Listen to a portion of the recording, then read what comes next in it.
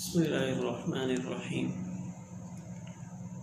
ایک کیفیت جو ہر مسلمان کی ہونی چاہیے اور ہمیں درکار ہے کہ ہر وقت ہمارا یہ استحضار رہے کہ اللہ ہمیں دیکھ رہے ہیں۔ جب یہ کیفیت حاصل ہو جائے گی تو پھر گناہوں سے بچنا آسان ہوگا۔ حضرت عبداللہ ابن عمر رضی اللہ تعالیٰ عنہما کے شاگرد حضرت نافع وہ بیان کرتے ہیں کہ ایک دفعہ حضرت عبداللہ ابن عمر رضی اللہ تعالیٰ عنہما مدینہ منورہ سے باہر کسی علاقے میں تھے، یعنی وہ جنگل کی آبادی تھی اور آبادی سے کافی دور جگہ تھی۔ تو وہاں پہ کھانے کا ٹائم ہو گیا کہ شاگرد بھی ساتھ تھے، انہوں نے کھانے کے لیے دسترخوان بچھایا۔ جب کھانے کے لیے بیٹھے تو قریب سے ایک چرواہا گزرا جو بکریاں لے کر جا رہا تھا۔ حضرت عبداللہ ابن عمر رضی اللہ تعالیٰ عنہما نے اس کو بھی دعوت دی کہ آ جاؤ، کھانے میں ہمارے ساتھ شریک ہو جاؤ۔ تو وہ چرواہا کہنے لگا کہ میں روزے سے ہوں۔ تو حضرت عبداللہ ابن عمر رضی اللہ تعالیٰ عنہما بڑے حیران ہوئے اور فرمایا اتنی سخت گرمی میں تم روزے رکھ رہے ہو؟ تو وہ چرواہا عرض کرنے لگا کہ میں ان خالی دنوں سے اپنا حصہ وصول کر رہا ہوں، یعنی یہ اوقات قیمتی بنا رہا ہوں۔ پھر حضرت عبداللہ ابن عمر رضی اللہ تعالیٰ عنہما نے اس کے امتحان کے غرض سے کہا کہ ایک بکری ہمیں بیچ دو، ہم تمہیں اس کی قیمت بھی دیں گے، گوشت بھی دیں گے، جس سے تم روزہ افطار کر لینا۔ تو کہنے لگا ان بکریوں میں سے میری کوئی بکری نہیں ہے، ان کا مالک کوئی اور ہے، میں تو خدمت پہ بکریاں چلا رہا ہوں۔ حضرت عبداللہ ابن عمر رضی اللہ تعالیٰ عنہما نے فرمایا کہ ایک بکری اگر تم دے دو تمہارے مالک کو کیا پتہ چلے گا؟ تو وہ چرواہا کہنے لگا فَأَيْنَ اللَّهُ، میرے مالک کو تو نہیں پتہ چلے گا لیکن اللہ کہاں گیا؟ اس چرواہے سے یہ جواب سن کر حضرت عبداللہ ابن عمر رضی اللہ تعالیٰ عنہما پہ عجیب کیفیت طاری ہوئی، اور وہ بار بار یہ جملہ ارشاد فرما رہے تھے کہ دیکھو اس نے کتنا ایمان والا جواب دیا کہ فَأَيْنَ اللَّهُ، اللہ تو دیکھ رہا ہے، اللہ کی نظروں سے تو یہ معاملہ اللہ سے اوجھل نہیں ہے، اس لیے میں یہ کام نہیں کرتا۔ پھر حضرت عبداللہ ابن عمر رضی اللہ تعالیٰ عنہما جب واپس تشریف لے آئے تو اس کے مالک سے اس سے خریدا، بکریاں بھی خریدیں اور اس کو آزاد کر کے وہ بکریاں ساری اس کو انعام کے طور پہ دے دیں کہ اس کی ایمانی کیفیت ایسی ہے۔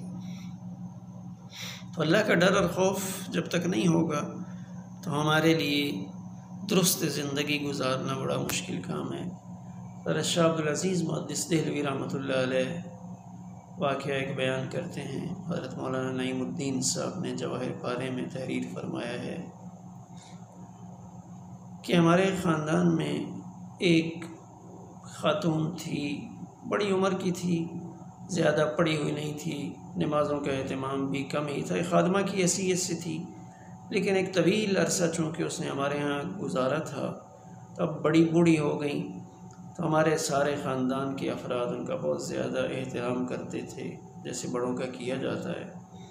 تو جب آخری وقت ہمیں محسوس ہوا کہ شاید آخری وقت ہے تو ان کی زبان کچھ اور تھی، تو اپنی زبان میں کوئی جملہ بولتی تھی جس کی ہمیں سمجھ نہیں آتی تھی۔ تو آخر ہمارے چچا شاہ اہل اللہ، حضرت شاہ ولی اللہ محدث دہلوی کے بھائی تھے شاہ اہل اللہ، ان کو بلایا گیا۔ تو انہوں نے جب غور سے سنا تو انہوں نے فرمایا یہ کہہ رہی ہے لا تخافی ولا تحزنی، ڈرو بھی نہیں اور غم نہ کرو، نہ ڈرو اور غم نہ کرو، یہ جملہ کہہ رہی ہے۔ تو اس سے پوچھا یہ جملہ تم کہاں سے کہہ رہی ہو؟ تو اس نے بتایا کہ فرشتوں کی ایک جماعت سامنے کھڑی ہے اور وہ مجھے کہہ رہی ہے کہ ڈرو بھی نہیں اور غم نہ کرو۔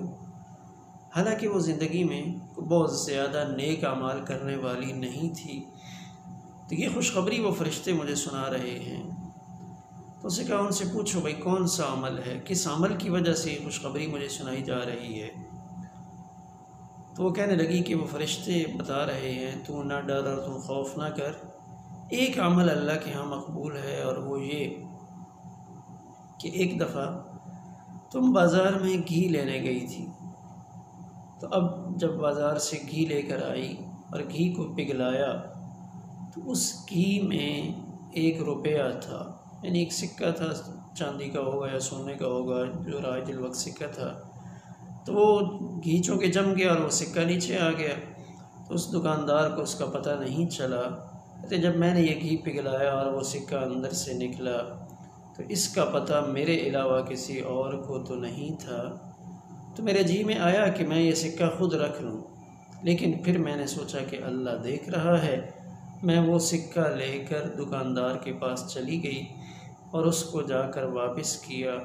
تو یہ عمل چونکہ میں نے خالص اللہ کے لیے کیا تھا، میرا یہ عمل اللہ کو پسند آیا، اس وجہ سے اس عمل پہ مجھے خوشخبری سنائی جا رہی ہے کہ لا تخافی ولا تحزنی، نہ تم ڈرو اور نہ غم کرو۔